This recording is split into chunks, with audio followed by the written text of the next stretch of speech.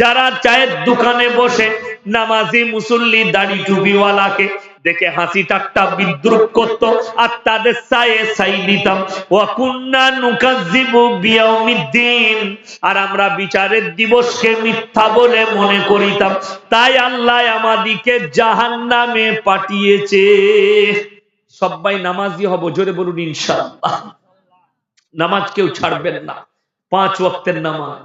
কিয়ামতের দিনে আল্লাহ আপনাকে হাজির করবে, আপনি রেহাই পাবেন না কিয়ামতের দিনে। আল্লাহর কসম, মৌলবি মুল্লা পীর ফকির আমি আপনি সে তিনি, কেউ আল্লাহর কাছে রেহাই পাবে না। আল্লাহ সকলকে দাঁড় করাবেন। কোরআনে আছে সূরা আরাফ, ফালানাসআলান্নাল্লাযীনা উরসিলা ইলাইহিম ওয়ালানাসআলান্নাল মুরসালিন। হে আমার নবী, আমি নবী পাইগাম্বার, মালদা ডিস্ট্রিক্ট নয়, বিশ্বের বৈজ্ঞানিককে এক কাছে করো, যারা গবেষণা করছে, যারা বলছে মঙ্গল, যারা বলছে প্লুটো, যারা বলছে বুধ, যারা বলছে সূর্য নক্ষত্র, এখানে চাঁদ আছে, এখানে এই আছে, তাদেরকে একবার জিজ্ঞেস করো যে তোমরা তো এত গবেষণা করছো, তোমরা কি বলতে পারবে এই পৃথিবীর বাইরে কি আছে?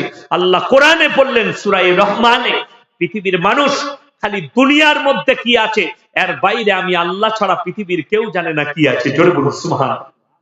একমাত্র আমার আল্লাহ রাব্বুল আলামিন, তিনি জানেন পৃথিবীর বাইরে কি আছে, তাছাড়া মানুষের জানার ক্ষমতা নেই। আপনাদেরকে বলে যায়, যারা আল্লাহকে চিনতে পারেননি, অনেকজন বলে নামাজ পড়লে বলে কি জানেন, ভাই আল্লাহকে দেখেছিস নামাজ পড়ছিস? কি বুঝলে আমার ভাই, আমার জন্য অনেকজন ভাবে, যারা ইউটিউবে ফেসবুকে শুনে আমাকে ভাবে এই মৌলবিটা পীর বিরোধী মৌলবি। আমি পীর বিরোধী নই, আমি সিস্টেম বিরোধী মাল। তুমি সিস্টেমের বিরুদ্ধে কাজ করবে, আমি তোমার বিরুদ্ধে, কখনো নয়। আমার 14,000 থেকে 15,000 জলসা ইউটিউব আর ফেসবুকে ছুটছে। একটা স্পেচ বার করো, খাজা মঈনুদ্দিন চিশতি রহমতুল্লাহ আলাইহির বিরুদ্ধে বলেছি, বড় পীর আব্দুল কাদের জিলানী রহমতুল্লাহ আলাইহির বিরুদ্ধে বলেছি। তিনাদিকে আমি, তিনাদের সম্পর্কে আমার জ্ঞানই নেই, তিনরা কি মাপের মানুষ ছিলেন, কি ধরনের মানুষ ছিলেন, আমি কেন বলতে যাব? আমি যেটা চোখে দেখছি সেটা বলছি। আমাকে গালি দিবে দাও, আমাকে মারবো বলো, অসুবিধা নেই, তুমি প্রমাণ লাও, আমার কাছে এসো। আমার বর্ধমান টাউনের কথা কালিয়া চকের লয়। যদি এইখানে বসে কেউ প্রমাণ চান, আমি এক্ষুনি মোবাইল থেকে বার করে দেবো। 12ই রবিউল আউয়াল, ঈদে মিলাদুন নবী, বর্ধমান টাউনে ডিজে বক্স বাজিয়ে হিন্দি গান চাপিয়ে ড্যান্স করে নবীজির জন্মদিন পালন হচ্ছে। পৃথিবীর মানুষ, আমার নবীজি কষ্ট পাবে, নবীজি কষ্ট পাবে। হায় হায়, আমার উম্মতেরা কি কাজ করছে, এরা কারা? নবীজির উম্মত, বড় কষ্ট লাগে। বলছে খাজা বাবাকে ভালোবাসি, 1 ওয়াক্তের নামাজ পড়লে না। ওরে বুকা, আমার লাইব্রেরিতে আয়, আমার লাইব্রেরি আছে, আধার নয়ন লাইব্রেরি, একবার এসো, তোমাকে খাজা বাবার জীবনীটা ধরিয়ে দেবো, পড়ে নিবে। 12 বছরের পর থেকে মৃত্যুকাল পর্যন্ত যিনি একদিনও তাহাজ্জুদের নামাজ কাজা করেনি, আর তুমি বলছো খাজা বাবাকে ভালোবাসি, জীবনে নামাজ পড়তে পারলে না, তোর মতো মুরিদকে খাজা বাবা জুতো ঝাঁটা করে মারবে কিয়ামতের দিন। আমার বাবাজিরা, যদি খাজা বাবার মুরিদ হয়, আমি হব, এই মৌলবি হবে, যারা নামাজ কাজা করে না তারা হবে। বড় কষ্ট লাগে। তুমি নিজেকে কি করে বলো? আমার ভাই, আমার বর্তমানে আসুন, আমি প্রমাণ দেবো, আমার গাড়িতে চাপুন, মেহমান খানায় রাখবো, আমার বাড়িতে আপনাকে খানা খাওয়াবো। আমি মাদ্রাসায় পড়াই, কিন্তু মাদ্রাসায় 1 কাপ চা পর্যন্ত খাই। কেন খাই না তারও দলিল আছে আমার কাছে। একদিন সকালবেলায় হঠাৎ গ্রামের একজন গণ্যমান্য, নাম করব না, এসে বললে হুজুর আমি ছেলেদিকে মাদ্রাসার খাওয়াবো। কি খাওয়াবে? বর্ধমানে বিরিয়ানি চলে, বিরিয়ানি খাওয়াবো। কত খরচা? আমি আমার বোর্ডিং ম্যানকে বললাম যে দেখো তো কত কি লাগবে। আমি জিজ্ঞেস করলাম বাবা কি খুশিতে খাওয়াচ্ছ শোনা? বলছে কেউ কি বলবেন না, লটারিতে 2 লাখ পড়েছে, ওই জন্য খাবো না। তোবা তোবা। আচ্ছা বলুন, এরপরে আর আমাদের দোয়া কবুল হয়? কি বলছেন? বৃষ্টি হচ্ছে না, দোষ কার? ইমামে। কি দোয়া করছেন, বৃষ্টি নামাতে পারছেন না? যদি বন্যা হয়ে যায়, দোষ ইমামে। কি দোয়া করছেন, বৃষ্টি বন্ধ করতে পারছেন না? কি করে দোয়া কবুল হবে আমার? তোরা তো আমাকেও ছাড়ি না। সুদখোরের ঘরে খা, গাঁজাখোরের ঘরে খা, মদখোরের ঘরে খা, আমার দোয়াটা আর কবুল হয়? লটারিওয়ালা যদি বলে তোদিকে মৌলবিদিকে লটারির টাকায় বিরিয়ানি খাওয়াবো, তাইলে আর আমার দোয়া কবুল করে? এই জ্বালাতে মাদ্রাসায় খাওয়া ছেড়ে দিয়েছি। বাড়িতে খানা খাই, 1 কাপ চা সকালবেলায় বাড়িতে খাই, মাদ্রাসায় ক্লাস করি, দুপুরে গিয়ে খানা খাই বাড়িতে, ভয়ে। কি খাওয়াবে এরা? আরে সুদের পয়সা নিয়ে এসে মসজিদে ফ্যান কিনে টাঙিয়ে দিচ্ছে, বললে রাগ করবে, সমাজের লোক আমাকে গালি দেয়, আমি বাস্তব বলছি। চলুন প্রমাণ দেব। আমাদের বর্তমানে মাজারে বসে আছে, 1 ওয়াক্তের নামাজ পড়ে না, 1 ওয়াক্তের নামাজ জুম্মা পর্যন্ত পড়ে না। প্রমাণ দেবো। যদি বলেন মিথ্যা বলছেন, আল্লাহর কসম বলছে আমার গাড়িতে চাপুন। আল্লাহর কসম এমনি খাওয়া যায় না, সত্যর উপরে খাওয়া যায়। আল্লাহ ছাড়া কারো কসম খাবেন না। সত্য কথা হলে কারো উপরে কসম খাবেন? আল্লাহ। আল্লাহ ছাড়া কারো কসম খেয়ে যান। আমাদের মায়েরা বলে ছেলের দিব্যি করে বলছি, হারাম। আল্লাহ ছাড়া কারো কসম খাওয়া হারাম। আমার ভাই, আমি আপনাদেরকে কসম করে বলে যাচ্ছি, চলুন 1 ওয়াক্তের নামাজ তো দূরের কথা, পেশাব করে পানি নেই নাকি এটাও সন্দেহ আছে। কিন্তু মানুষ তাদেরকে অলি ভেবে তাদের কাছে যাচ্ছে। শুনেলেন, ধুলো ভরে দিচ্ছে, মাদুলিতে ধুলো ভরে দিচ্ছে। আমি দেখলাম, শুনেলেন মানুষ কতটা নোংরা। আজকে আমাকে একজন আমার একটা বায়ান পাঠিয়েছে, একজন হারামখোর কোন ছেলে, বদ্দিন হবে, আমার বায়ানটা টুকরো করে কেটেছে। কেটে আমার পুরো বায়ানটা ছাড়, যদি তোর প্রয়োজন হয় মহব্বত থাকে, টুকরো করে কেটেছে। সেখানে বায়ানটা এত ছোট করে দিয়েছে যে মানুষ আমার উপরে খারাপ মন্তব্য করছে। কেমন? আমি এক জায়গায় বলেছি, আমাদের যুবকরা বলে আমাদের মতো মৌলবীর কাছে এসে হুজুর একটা তাবিজ দেন, আমি একটা মেয়েকে ভালোবাসি, সে আমাকে চাই না, তাকে তাবিজ করে এনে দেন। আমি বলেছি যে তাবিজ করে যদি মেয়ে পাওয়া যেত, আমরা মেয়েটা তোর কাছে তাবিজে আসবে কেন? সে তো হুজুরের কাছে আগে আসবে। কথাটা ঠিক কিনা ভুল? তাবিজে যদি মেয়ে আসে তা আমার কাছে আগে আসবে না আপনার কাছে যাবে? আমরা মৌলবীরা বুকা? আমি বলেছি যে যদি তাবিজে মেয়ে পাওয়া যেত, আমরা মৌলবীরা সুন্দরী গুলো নিতাম, তোমাদের লেগে কালো খান্দা গুলো ফেলে রাখতাম, মার তাবিজ আর টেনে। সেটাই কি বলেছি, যে তাবিজে মেয়ে পাওয়া গেলে আমি একটা হিরোইনকে বিয়ে করতাম, টেনে নিতাম। আমি উদাহরণ দিয়েছি, তারা এতটুকু কটা কেটে ছেড়ে দিয়েছে। লোকরা বলছে মৌলবীর শখ দেখ, হিরোইনকে বিয়ে করতে চাইছে। কেন মন্তব্য করেছে? ওইটুকু বায়ান শুনেছে, তারা পুরোটা নয়। এই ধরনের ডিজে যারা করে, এই ধরনের মৌলবীদের জন্য কুৎসা যারা রটায়, তাদের থেকে বড় মুনাফিক আর পৃথিবীতে কেউ নাই। আমি মানুষকে হিদায়েতের কথা বলেছি যাতে মানুষ বুঝতে পারে, ওই জায়গা থেকে বাঁচতে পারে। কত বদ্দিন মানুষকে বদ্দিন করে দিচ্ছে, কত ভণ্ড। আমি কখনো হক্কানি আলেমের বিপক্ষে নয়, কখনো হক্কানি লোকের বিপক্ষে নয়, আমি আছি ভণ্ডর বিরুদ্ধে। আমাকে কেউ ভালোবাসবে না বাসবে জানি না, কিন্তু অন্যায় করলে আমি তার বিরুদ্ধে প্রতিবাদ করব। আমি আপনাদের রাজ্যে একজন এমপি, মেয়ে ছেলে এমপি মুসলমানদের, দেগঙ্গা থানা 24 পরগনা, উত্তর 24 পরগনা, আমি তার এলাকায় গিয়ে তাকে বাঁশ দিয়েছি। যেহেতু মৌলবীদিকে টার্গেট করেছে, ইসলাম বিরোধী কথা বলেছে, আমি তাকে ছাড়িনি, ছাড়বও না। তুমি রাজনীতি করো, ইসলাম নিয়ে ছিনিমিনি খেলো। আমাদের সমাজের লোক বসে না, রোজার মাসে আপনাকে দেখিয়ে দেবো, পার্টি অফিসে ইফতারি পার্টি, থানায় ইফতারি পার্টি, নবান্নে ইফতারি পার্টি, অমুক ভবনে ইফতারি পার্টি, রাষ্ট্রপতি ভবনে ইফতারি পার্টি, হয় না? হয় না? সমাজের লোক জানি না ইফতারি কাকে বলে। ইফতারিটা কার জন্য? রোজদার না বেরোজদার? রোজদারের জন্য ইফতারি। তো আচ্ছা, আপনারা আসরের পরে যখনই খানচাটা চলে আসে কিংবা ইফতারিটা সঙ্গে সঙ্গে খেয়ে এলেন তো কেন? কার ইন্তেজার হয়? সময়ের ইন্তেজার হয়। আজান, আজানটা শর্ত লয়, সময়টা, সময়ের ইন্তেজার করে। আমাদের দেশের লোক মনে করে আজানটা শর্ত। শুনেলে দিল্লি, বোম্বাই, দিল্লিতে সাইলেন্ট বাজানো হয়, জামে মসজিদে সাইলেন্টের সুইচ আছে, টাইম হয়ে গেল টিপে দেয়, গোটা দিল্লি একসাথে ইফতারি করে। মুম্বাইয়ে বোম ফাটায়, ফাটাকা একদম মুম্বাই জামে মসজিদের ওপরে মিনারে তোপের ভেতরে ভরে ছেড়ে দেয়, ওপরে গিয়ে দম করে ফাটে, গোটা মুম্বাই শুনতে পায় ইফতারির সময় হয়ে গেল, খাও। তারপরে বিভিন্ন মসজিদে আজান হয়। আমার ভাই, আপনি অপেক্ষা করেন সময়ের। একটা বেরোজগার যদি আপনার পাশে, সে মনে মনে কি করবে, টাইম হচ্ছে না বে, তাড়াতাড়ি খেয়ে দে পালিয়ে যেত। ঠিক বলছি না ভুল বলছি? কোরআন মুমিনের জন্য কি বলেছে? এই রোজদার, একটা রোজদার আর একটা বেরোজগার, দুজনের পার্থক্য কোরআন বলেছে কি? ইয়া আইয়ুহাল্লাযীনা আমানু কুতিবা আলাইকুমুস সিয়াম কামা কুতিবা আলাল্লাযীনা মিন ক্বাবলিকুম লাআল্লাকুম তাত্তাকুন। হে ঈমানদার ব্যক্তিরা, তোমরা যখন রোজা রাখবে, সিয়াম পালন করবে, আমি আল্লাহ তখন তোমাদের তাকওয়াকে বাড়িয়ে দিই। জোরে বলুন সুবহানাল্লাহ। তাকওয়া কখন বাড়বে? যখন তুমি ইফতারিকে সামনে বসে বসে থাকবে আর সময়ের ইন্তজার করবে, সময় না হওয়া পর্যন্ত খানাতে মুখ লাগাবে না, সেই সময় তোমার তাকওয়াকে বাড়িয়ে দেবে। কিন্তু একজন বেরোজগার কখনো তার তাকওয়া বাড়বে না। যারা বলছেন আপনি সম্প্রীতি ছিন্নর কথা বলছেন, তারা কোরআন শুনে নাও।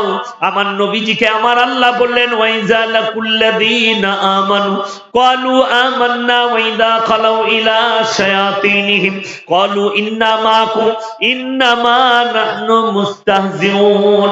হে আমার নবী, পৃথিবীর মানুষকে বলে দাও, যখন তারা তোমার পাশে বসে তোমার কাছে আসে, তখন তারা বলে আমরাই আল্লাহকে ভালোবাসি, দিনকে ভালোবাসি, আমরাই অবশ্যই নামাজকে ভালোবাসি, রোজাকে ভালোবাসি।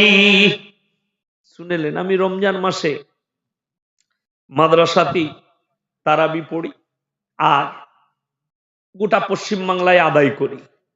তো আমি একদিন সকালে বসে আছি, ফজরের পরে পেপার আসে আমার মাদ্রাসায়, পেপার লিয়ে। তো দেখছি পেপারের প্রথম পৃষ্ঠায় আমাদের মতো টুপি লাগিয়ে একজন দেখছি হাত তুলে দোয়া করছে। আমরা পেপারটা নিয়ে দেখি কোন হুজুর ওটা। তারপরে দেখছি আল্লাহ, মৌলবি কোথায় পাবেন? তিনি হচ্ছেন আমাদের প্রাক্তন রাষ্ট্রপতি, মারা গেছে শ্রী প্রণব মুখোপাধ্যায়। হাত তুলে দোয়া করছে, নিচে লিখেছেন, বিবৃতি দিয়েছেন, ইসলাম অন্তত শান্তির ধর্ম, রোজা পালন করলে আত্মার শান্তি পাওয়া যায়, তাহলে কলমা পড়তে তোর অসুবিধা কোথায়? কথাটা বুঝতে পারেন নাই? কিন্তু ব্যাপার তো এটা নয়। হে আমার নবী শোনো, যখন তোমার পাশে বসে তখন বলে আল্লাহ অনেক ভালো, দিন ভালো, রোজা ভালো, ইফতারি ভালো, কিন্তু যখন পেছনে যাই তখন বলে আমরা তো শুধু আল্লাহকে ধোঁকা দিতে গিয়েছিলাম। আমার আল্লাহ বললেন, হে নবী বলে দাও, আল্লাহু ইস্তাহজিউ বিহিম ওয়া ইয়ামুদ্দুহুম ফি তুগয়ানিহিম ইয়ামাহুন।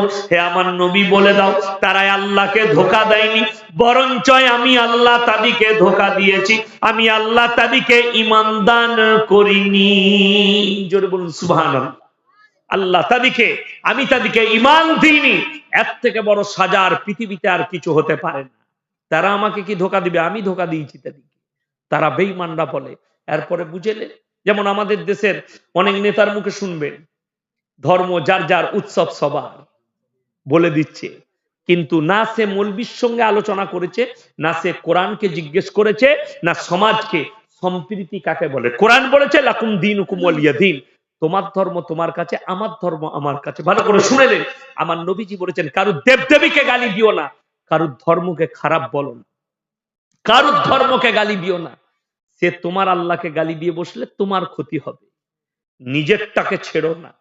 আমাদের দেশের লোক, আমার গ্রামের একটা ছেলে বলছে, এই তোমরা এত ভালো কথা বলতে পেরেছো, মোবাইল খুলে দেখাচ্ছে কেন? এই দেখো, একজন নেতা বলেছে ধর্ম যার যার, উৎসব সবার, কত সম্প্রীতির কথা, এমন দারুণ কথা বলেছে। তাহলে অসুবিধা নাই, কোরবানির সময় ওদিকে ডাকবো, গরুর ঠ্যাংটা ধরবি আয়।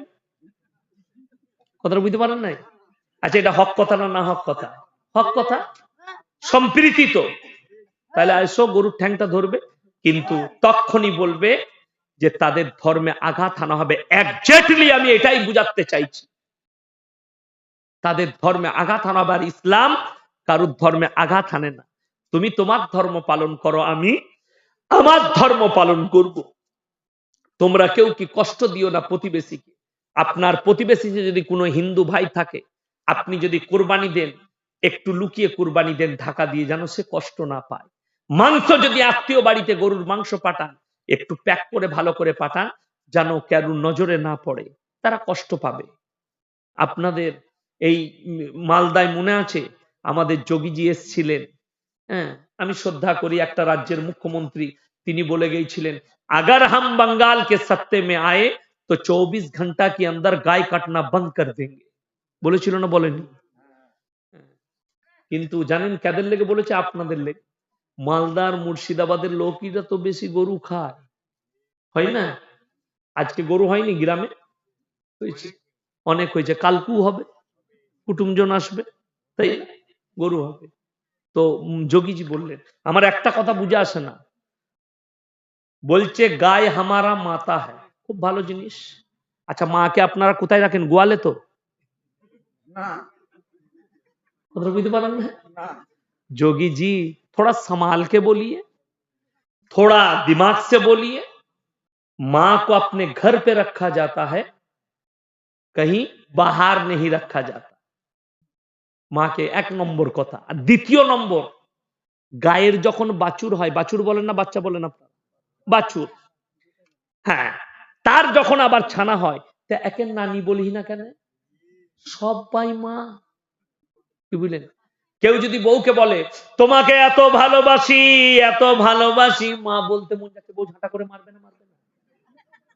বউকে মা বলা যাবে? সব গোলমাল হয়ে যাবে। তবে যদি মা হয়, বিটিটাও মা হয়, বোনটাও মা হয়, তোর বাপের ক্যারেক্টারটা কি হবে? ওদের বুঝতে পারেন নাই? খুব সাবধানে কথা বলতে হবে। আমার বাবাজিরা, আমি কোনো ধর্মকে ঠেস পৌঁছাতে চাইছি না, কিন্তু তুমি বলছো মুসলমানের গাই খাওয়া বন্ধ করে দেব। ভারতের সংবিধানে আছে দেশে যারা বাস করছে নিজের নিজের ধর্ম পালন করবে, নিজের রুচি মতো খাবার খাবে। জোরে বলুন সুবহানাল্লাহ। এটা ভারতের সংবিধানে পাস হয়ে আছে। তুমি আবার ব্যান্ড লাগাচ্ছ, বড় কষ্ট লাগে। অনেক আমাদের দেশের দলিত ভাই আছে, মোষের মাংস খায়, খায় না? খায় না? খায়। যদি বলেন প্রমাণ নেবো, তা আমি বলবো যোগীজি, যারা লখনৌ মে খবর লে লিজিয়ে, টুন্ডে কাবাব, লখনৌর বিখ্যাত ভারতবর্ষের কাবাব হচ্ছে টুন্ডে কাবাব। আমি যখন ইরফানিয়ায় কিরাত পড়তাম, সকালবেলায় আমার নাস্তা ছিল 2টো পরোটা, 4টা টুন্ডে কাবাব। ওই টুন্ডে কাবাব হোলির দিনে ওই হোটেলের সমস্ত অমুসলিম ভাইরা খেত। মোষের মাংস, কি বুঝলেন, মোষের মাংস সবাই খেত। হালিমের কুলচা নিহারি, আমাদের পশ্চিমবাংলার যতগুলো হোটেল কুলচা করছে, আর কুলচা চিনি না কাকে বলে, সব ফালতু, এগুলো কুলচা লয়, কি বুঝলেন? এগুলো কুলচা বললে ইউপির লোকরা মারবে। কুলচা হচ্ছে হালিমে, কুলচা আর সিরমাল দুটো হয়। কুলচাটা ছাড়াবেন, লেকচার মতো ছেড়ে যাবে। আর নিহারি, হালিমের হোটেলে নিহারি, মোষের ঠ্যাঙের নিহারি, মারাত্মক। আমি মাঝে মাঝে খেতাম।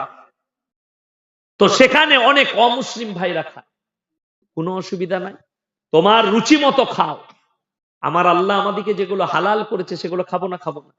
কথা বলে খাবো। এখন অনেকজন বলছে মুসলমান 10-10 বাচ্চে লেতে, তো গরুর গোশ খেলে তো বাচ্চা হবে, মুত খেলে কখনো ছেলে হয়? কথা বলে না? আমি দেখলাম উত্তরপ্রদেশে একজন এমপি করোনার সময় পেছনে মুখ লাগিয়ে মুত পান করছে গায়ের পেছনে, আর বলেছে গোমূত্র পান করো, করোনা ভাগ যায়। আমি আল্লাহকে বললাম, আল্লাহ তোমার রহমত হলো, ওরা মুত খাবে, আমরা দুধ খাবো। বুঝতে পারেননি? বলছে মুত পান করো। এই মুতেতে করোনা পালাচ্ছে। এটা শুনে, ঘটনা শুনে এলেন কি হয়েছিল? ডানকুনিতে একজন ঘোষ, সে দেখলে আমার ঘরে 12টা 14টা গায়, আল্লাহ মুদগুলো ফেলবো কেন, তাড়াতাড়ি মুদগুলো বালতিতে সকালবেলায় ধরে ব্যারেলে করে ভরে, ডিব্বায় ভরে ভরে বিক্রি করছিল টেবিল লাগিয়ে। পুলিশে এসে অ্যারেস্ট করেছে। একে অ্যারেস্ট করছিস কেন? সেই এমপি কে আগে অ্যারেস্ট কর, যে বলেছে যে মুতেতে করোনা পালায়, তাকে অ্যারেস্ট করতে পারবে না। এই গরিব মানুষ একে অ্যারেস্ট করেছে, এই তো ঠিকই করছে। উ কেন? অনেকজন দেখবেন, এই শুনেলেন, যারা রামদেবের প্রোডাক্ট, ওটাকে কি বলে, কি প্রোডাক্ট? পতঞ্জলি। পতঞ্জলি যারা ইউজ করবেন, রামদেবের মুত ইউজ করা হবে। ও হারামখোরকে বিশ্বাস নাই, নিজের মুতটাও লাগাইছে নি। জানেন, আমার কাছে স্কিপ আছে, রামদেব বলেছিল কোরআনে লেখা আছে মুত খেতে হয়। জোরে বলুন নাউজুবিল্লাহ। এর উপরে কেউ প্রতিবাদ করেনি। আমি বলে যাচ্ছি আমার ভাই, এরকম শয়তান ভারতে থাকবে। রামদেবের পতঞ্জলির মাল কেউ ইউজ করব না, জোরে বলুন ইনশাআল্লাহ। Thums Up, Coca Cola, Pepsi. Israel হচ্ছে তোমার ইহুদিদের মধ্যে মুসলমানদের সব থেকে বড় দুশ্মন দেশ পৃথিবীর ইসরায়েল। ইসরায়েলের product Thums Up, Coca Cola, Pepsi, Maaza, Sprite, এগুলো সব ওদের প্রোডাক্ট। এই প্রোডাক্ট গুলো কেউ ইউজ করবেন না, জোরে বলুন ইনশাআল্লাহ। আপনি অন্য কিছু খান, আপনি বাড়িতে আপনার লস্যি বানিয়ে খান। বাড়িতে আপনি কি বানাবেন বলে দিই, ছাঁচ। ছাঁচ ছাঁচ বুঝেন? বুঝেন না? আমি শিখিয়ে দেবো, করবেন, করে খাবেন। আমি বলছি পেটের রোগ যাদের আছে সেরে যাবে। দুপুরে গরমের দিনে খানা খাবার পরে টক দই নেবেন। কি দই বললাম? টক দই। তার আগে বাড়িতে মায়ের দিকে বলবেন জিরেটা হালকা গোটা জিরে ভেজে গুঁড়িয়ে নেবে। গোটা জিরে ভেজে গুঁড়িয়ে নেবে। ওই গুঁড়ো জিরে গুঁড়ো ফেলাবে, একটু গোলমরিচের গুঁড়ো, বিট নুন, কাঁচা লঙ্কা বাটা, ধনে পাতা বাটা দিয়ে মিক্সিতে ঘুলে ফেলবেন। যদি না থাকে দেখবেন ওই ডাল ঘাঁটা থাকে না, ওই ডাল ঘাঁটা করে ঘুলে দিবেন। ওই ঢাল ঘাঁটার মতো ঘেঁটে দিবেন, ওটা পান করবেন। পেটের রোগ কোনোদিন হবে না। গরমে প্রত্যেক দিন আমার খাবার পরে 1 গ্লাস ওই ছাঁচ থাকে। খাবারের পরে আমি ছাঁচ খাই, না হলে বেরুবার সময় যখন জলসায় বেরোই 1 গ্লাস খেয়ে বার হয়, রাখা থাকে ফ্রিজে, তৈরি করে আমার গিন্নি রাখে। আপনারা খান, কিন্তু থামস আপ, কোকোকলা খাবেন না। কেউ যদি আমার সামনে নামাই তাদেরকে আমাকে বিষ লাগে চোখে, যে এরা তাইলে নিশ্চয়ই এগুলো খায়। খাবেন না। এই ধরনের প্রোডাক্ট থেকে বাঁচুন। আগেকার মানুষ এখন বলছে হজমের জন্য খায়। তোর বাপ কি খেতবে? কথাটা বুঝতে পেরেছেন না পারেননি? তারা খেয়েছে। আমাদের বাপ দাদুরা 5 কেজি গোশ খালি রান্না করতে করতে খেয়েছে, ঠিক কি না? তাদের কোনোদিন পেটের রোগ হয় না। আর এখন 50 বছর 40 বছর বয়স হয়েছে, বিয়ে বাড়িতে 2 পিস মাংসকে থামস আপ খেতে হবে কেন? এই যে শুনেলেন, আল্লাহর কসম করে বলছি, নবীজি সাল্লাল্লাহু আলাইহি সাল্লাম যে আদর্শগুলো দিয়েছে সব বিজ্ঞান সমতুল্য। জোরে বলুন সুবহানাল্লাহ। আমাদের সমাজের শুনেলেন বরকত উঠে যাওয়ার কারণ কয়েকটা আছে, তার মধ্যে একটা মারাত্মক বরকত উঠে যাওয়ার কারণটা শুনেলেন, সেটা হচ্ছে অপব্যয় আর অপচয়। কি বললাম? অপব্যয় আর অপচয়। কোরআনে আছে ইন্নাল মুবাদদিরিনা কানু ইখওয়ানাশ শায়াতিন ওয়া কানা শাইতানু লিরাব্বিহি কাফুরা। যারা অপব্যয় করে আর অপচয় করে তারা হচ্ছে শয়তানের ভাই। শয়তান জান্নাতি না জাহান্নামী? জাহান্নামী। তার ভাই যারা হবে তারা জান্নাতে যাবে? যাবে না। আমাদের দেশের লোক অপব্যয় কি করে করে শুনেলেন। আপনার হালাল টাকা আপনি গান বাজনায় খরচ করছেন, ফাংশনে খরচ করছেন, লটারিতে খরচ করছেন, জুয়া খেলায় খরচ করছেন, মদেতে খরচ করছেন, আপনি আফিংয়ে খরচ করছেন। এগুলো হচ্ছে অপব্যয় করা। এগুলো হচ্ছে শয়তানের ভাই, তারা কোনোদিন জান্নাত পেতে পারে না।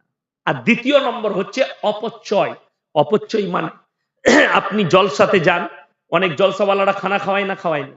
খানা খাওয়ায়, মাংস ভাত খাওয়ায়, বিরিয়ানি খাওয়ায়, পোলাও খাওয়ায়, খাওয়ায়। বিয়ে বাড়িতে আপনারা খেতে যান না? যান না? বিয়ে বাড়ি হলে গ্রামের লোক দাওয়াত দিয়েছে, আমাদের দেশের লোকের কিছু অভ্যাস আছে, খেতে পারুক আর না পারুক এক গাদা ভরে নিবে, ঠিক কিনা? দিয়ে যতটা পারলো খেলো, বাকি সব পড়ে রইলো।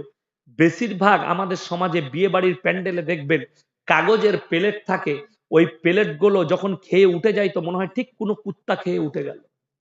রাগ করবে না, বাস্তব বলছি। আর নবীজি সাল্লাল্লাহু আলাইহি সাল্লাম বললেন তোমরা তোমাদের প্লেটটা চেটে খাও।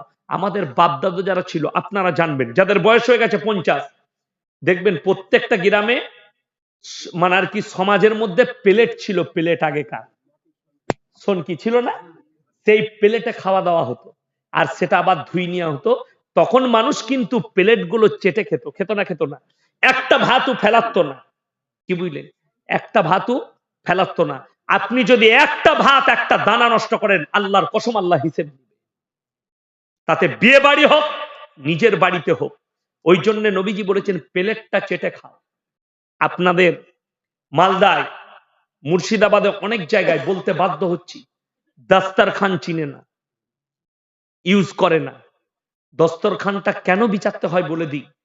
দস্তরখান ময়লা ফেলার জন্য নয়, দস্তরখানে যদি কোনো খাবার পড়ে যায় সেটা থেকে তুলে খাওয়ার জন্য দস্তরখান পড়ে গেছে, সেটা অপচয় হবে না, সেটাকে তুলে খেয়ে নাও। এক পিস আপনি চামচ করে মাংস তুলতে গিয়ে পড়তে পারে না, পারে না, পড়তে পারে, পড়ে গেল, সেটা তুলে খাও। আমি আপনাদের শামসি এলাকায় এক জায়গায় জলসায় গেছি, আমি বললাম বাবা দস্তরখান নেই, এই খালিতে ভাত দিচ্ছ? বলে আনছি। বলে একটা গামছা নিয়ে এসে বিছিয়ে দিল। আমার গুতাকার সাঁওতাল বেতু, আদিবাসীর মতো, তাড়াতাড়ি তোল এটা। প্লাস্টিকের কোনো জিনিস পরিষ্কার নিয়ে এসো। তাদেরকে বললাম যে দেখো দস্তরখান এই জন্য বিচারতে হয়, মাল পড়ে গেলে কুড়িয়ে যেন খাওয়া যায়, একটা ভাত পড়ে গেলে সেটা কুড়িয়ে খাও।